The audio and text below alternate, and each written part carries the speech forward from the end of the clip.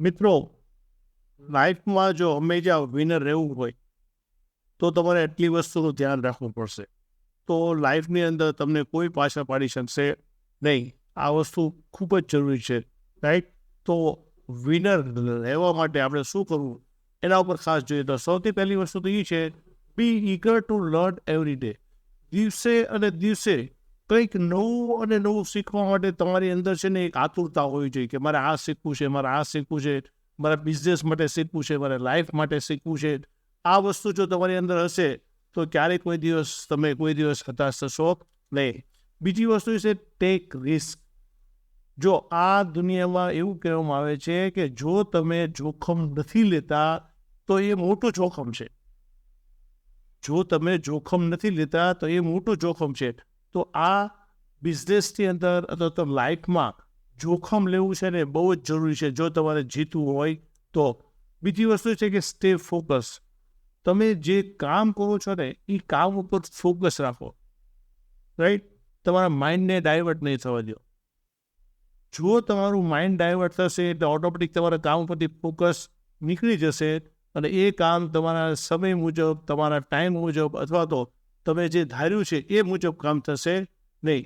જ્યારે લાઈફની અંદર એક જગ્યાએ ફોકસ થાય ને ત્યારે જ આગ લાગે છે. એટલે આગ લગાડવા માટે ફોકસ કરવું જરૂરી છે. સફળતા મેળવવા માટે ફોકસ કરવું જરૂરી છે. બીજું છે સેટ પ્રાયોરિટી.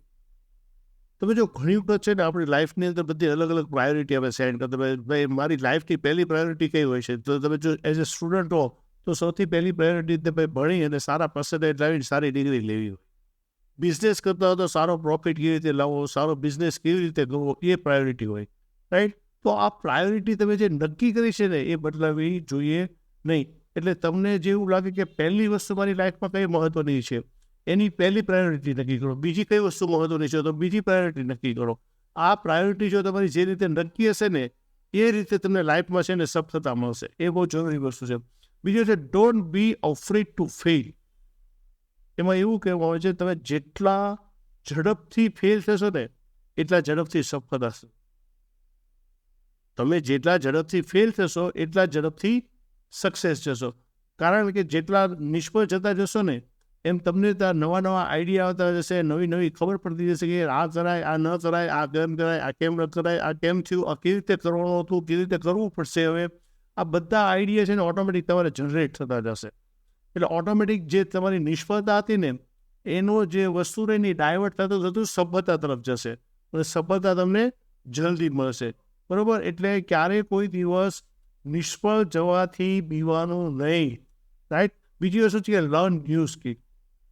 જો તમે બિઝનેસમાં હો તો બિઝનેસ માટે હંમેશા કંઈક નવું નવું શીખતા રહો. દરેક વસ્તુ તમને જે વસ્તુ ખ્યાલ ન હોય, તમારા બિઝનેસમાં જેની જરૂર હોય, આવી નવી નવી સ્કિલ તમે શીખો. તમે જો સ્ટુડન્ટ હોય તો સ્ટુડન્ટ તરીકે તમારે જે કંઈ શીખવા જેવું લાગે એ શીખતા રહો કે જે તમને ભવિષ્યની અંદર તમારી જે સ્કિલ છે ને એ ગમે ત્યારે કામ લાગશે. બીજું છે સેવ ટુ ઇન્વેસ્ટ, રાઈટ? તમે જ્યારે બિઝનેસ કરતા હો, તમે જ્યારે સ્ટુડન્ટ હો, કંઈ પણ હો, તો તમે બચત એવી રાખો ભવિષ્ય માટેની કે એને તમારે ઇન્વેસ્ટ કરવી હોય તો એમાંથી મલ્ટીપ્લાય થાય. સેવિંગ કરવાથી તો કદાચ છે ને 5%, 10%નો ચેન્જીસ આવે, પણ તમે જ્યારે કોઈ જગ્યાએ ઇન્વેસ્ટ કરો તો એમાં તમને વધારે પૈસા મળે છે. તો એ ઇન્વેસ્ટ કરવા માટે છે ને તમે બચત કરતા રહો. એ બહુ જરૂરી છે. તમે જેટલી બચત કરશો ને એટલું તમને ઇન્વેસ્ટમાં કામ લાગશે અને ઇન્વેસ્ટ ને તમને ઘણી વખત મલ્ટીપ્લાય કરીને આપતું હોય છે, રાઈટ? પણ બુદ્ધિપૂર્વકનું ઇન્વેસ્ટમેન્ટ એ ખાસ યાદ રાખજો. બીજી વસ્તુ છે કે ડોન્ટ ક્વિટ. લાઈફની અંદર ક્યારેય કોઈ દિવસ છોડવાની વાત કરતા નહીં. જિંદગીની અંદર હંમેશા છે આગળ વધતું. કે લાઈફમાં તકલીફો તો આવતી જ રહેવાની અને ઘણી એવી તકલીફો આવશે કે જે તમે ધારી નહીં હોય, અણધારી તકલીફો હશે. પણ આને ઓવરકમ કરી અને તમારે આગળ વધતું રહેવાનું છે. ક્યારેય કોઈ દિવસ ક્વિટ કરવાની વાત કરવાની નથી, છોડવાની વાત કરવાની નથી. આ વસ્તુ છે ને બહુ જ જરૂરી છે લાઈફની અંદર અને નિરાશ થવાની જરૂર નથી. તો એક દિવસ તમે સફળ થશો ને થશો, રાઈટ?